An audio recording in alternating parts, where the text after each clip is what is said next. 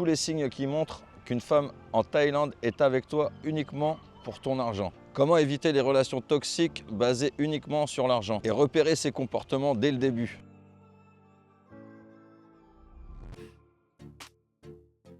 Alors déjà, une chose toute simple, ça va être déjà si la nana elle refuse de parler de discussions concrètes, par exemple sur des objectifs de vie, et qu'elle ne veut pas s'impliquer dans tes projets. Déjà, c'est un premier signe qui est bizarre, parce qu'une femme qui t'aime, normalement, elle va vouloir créer des choses avec toi, fonder une famille, avancer ensemble, avoir des projets ensemble, et enfin voilà, toutes les choses, on va dire, normales de la vie.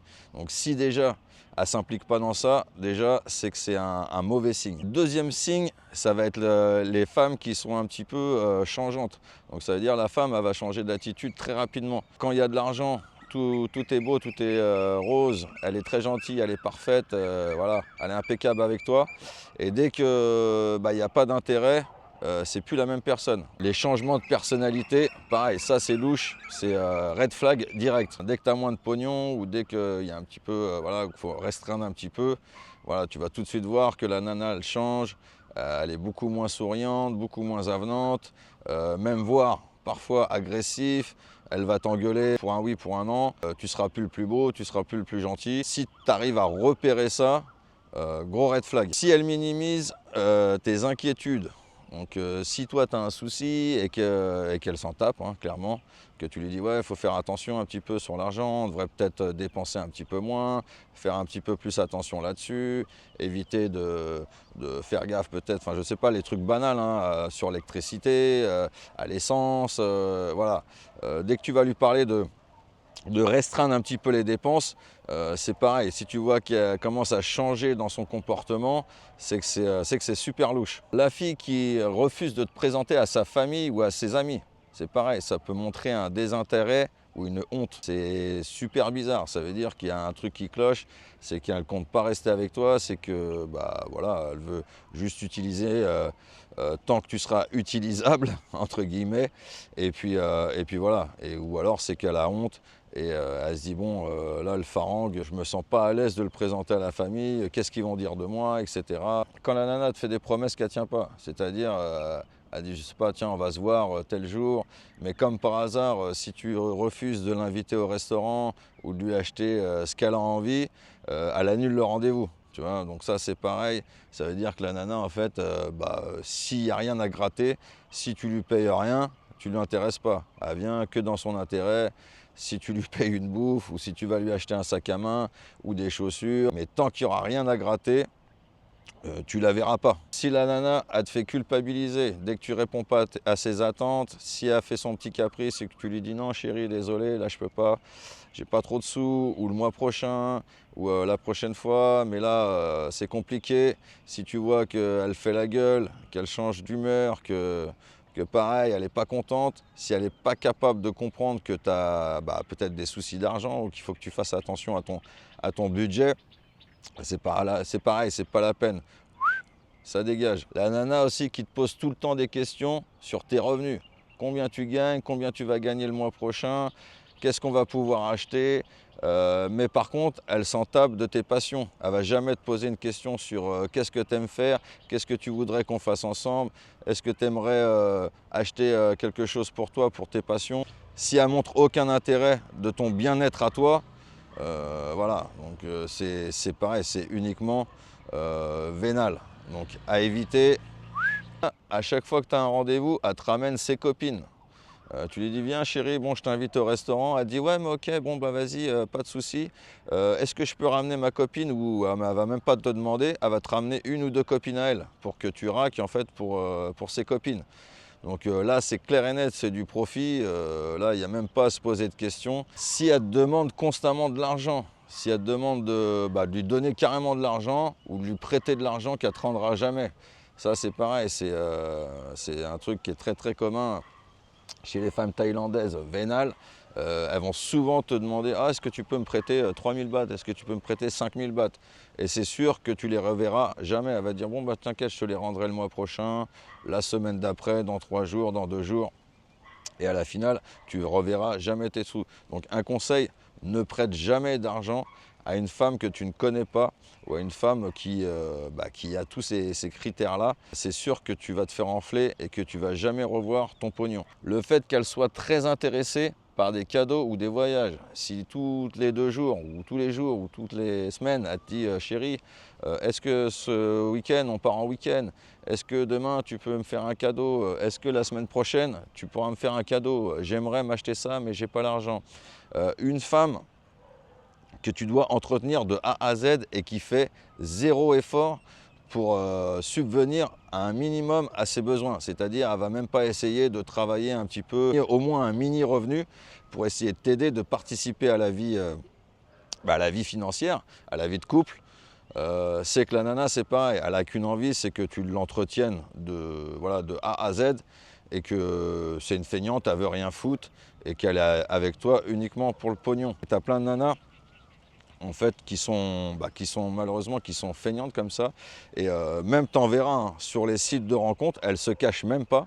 T'en as sur leur profil, elles mettent carrément moi je cherche quelqu'un qui peut m'aider financièrement. Voilà, tout simplement. Donc là, quand la nana elle te met ça, il n'y a même pas de question à poser, c'est écrit noir sur blanc. Donc si toi tu acceptes ça, c'est que tu rentres dans son jeu et que tu es prêt à tout, à perdre ton argent, à perdre ta santé, à perdre ton temps pour lui faire plaisir à elle. Et toi, tu seras pris uniquement pour un pigeon parce qu'elle en aura clairement rien à foutre de toi. La seule chose qui va l'intéresser, ça va être les billets. Et toi, tu seras toujours secondaire. Le jour qu'il t'arrivera quelque chose, le jour que tu auras un problème, que tu finiras à l'hôpital ou quoi, il n'y aura personne. Ou alors peut-être elle sera là pour te remettre sur pied pour que tu puisses lui rebalancer du pognon. L'absence d'intérêt pour ta vie personnelle, elle ne demande jamais par rapport à ta famille, si tu as des enfants, elle ne s'intéresse pas à ta vie familiale. Est-ce que tes parents vont bien? Est-ce que tes enfants vont bien? Est-ce qu'elle aimerait les rencontrer? Ça, c'est des signaux qui sont très forts. Ça veut dire que la nana, elle n'en a rien à faire de ta vie privée. Elle veut juste tes ronds.